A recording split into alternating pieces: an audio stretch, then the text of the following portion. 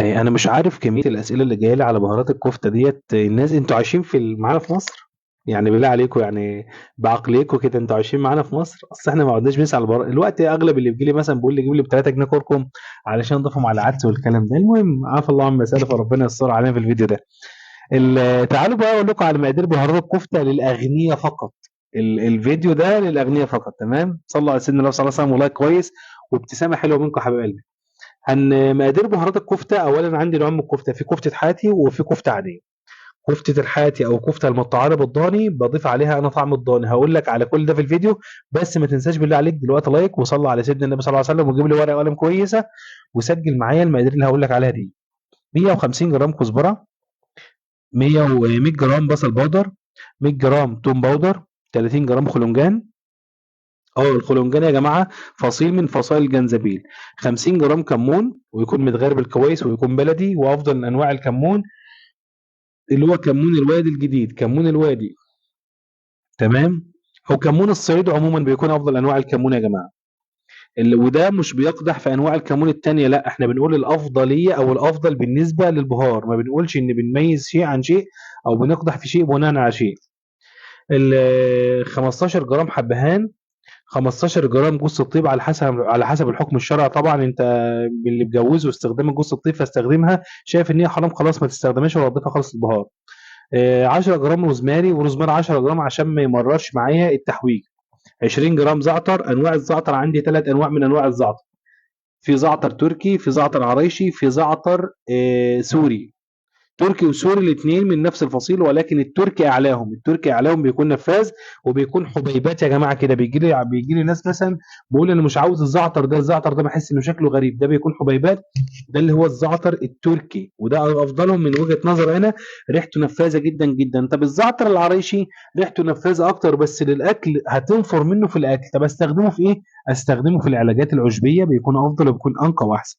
كده احنا قلنا 150 جرام كزبره، سجل معايا.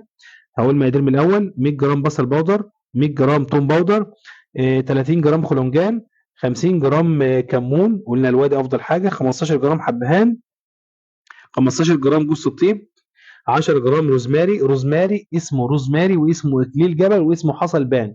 ثلاث مسميات: روزماري، اكليل جبل، حصل بان. احنا هنا بنقول عليه في مصر وبعض الدول العربيه روزماري. في دول الخليج بيقول لك عليه اكليل جبل، حصل بان. هو المسمى الاصح للزيوت. يعني تلاقي مثلا يجي لك في الزيت مثلا، لو انت رايح تجيب زيت يقول لك حصل بان، هو ده الروزماري. تمام. 20 جرام زعتر، 15 جرام عرق ذهب. عرق ذهب او دار فلفل، برضو ليه المسمين، اسمه عرق دهب او اسمه دار فلفل. هنستخدم منه 15 جرام. هنا عندي 10 جرام في كافوره وفي خشب كافوره. تمام. انا عاوز الخشب اللي هو الكافوره، هناخد 10 جرام، وهناخد 10 جرام بقدونس مجفف.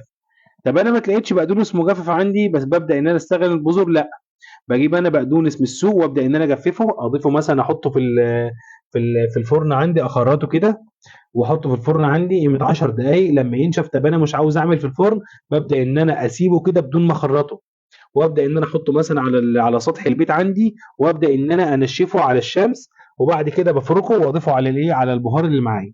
واستخدم بعد كده 10 جرام ورق لورا، اسمه ورق لورا او ورق الغار. المسميين الاثنين صحيح، هو نفس الفصيل، ولكن ورق اللورا اللي موجود عندنا الافضل التركي او السوري، ولكن اللي بيجي من السعوديه الهندي ما برجحوش، لان فصيل من فصائل ورق الغار تاني، مش اللي احنا بنستخدمه عندنا، وريحته مش نفاذه، ولكن الافضل اللي هو السوري يا جماعه. 5 جرام شطه على حسب الرغبه. انت حابب ان الكفته بتاعتك تكون سبايسي، ضيف شطه. مش حابب ما تضيفش، خلاص ايه شطه معاها. 2 جرام نعناع. نعناع برضو اختياري وليس اجباري، اختياري وليس اجباري بالنسبه للتحويجه. انا بفضل ريحه النعناع مع الايه، مع كفته الحاتي، بتكون جميله جدا جدا على الفحم، بتكون حاجه محترمه جدا. 10 جرام ملح ليمون. هنا ملح الليمون برضو اختياري مش اساسي. هو بيديني مزه، ولكن انت عشان الاضرار بتاعته عاوز تجتنبه، خلاص اجتنبه. طيب انا عاوز يديني مزه، او انا دايما بقول لك ان ملح الليمون او ملح الطعام اللي هو الملح الصيني من ضمن الاشياء اللي بتعزز النكهه بتاعه البهارات. يعني ايه بتعززها؟ يعني بتظهر طعم ونكهه البهارات. الريحه ثابته. الزعتر بيديني الريحه المحترمه جدا، البقدونس بيديني الريحه المحترمه.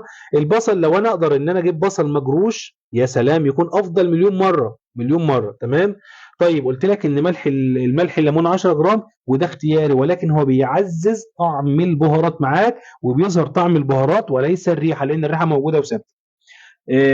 عاوز تضيف بقى تزود انت 100 جرام ملح ليمون على التركيبه دي كلها انت كعطار عشان توفي معاك المكسب، امين.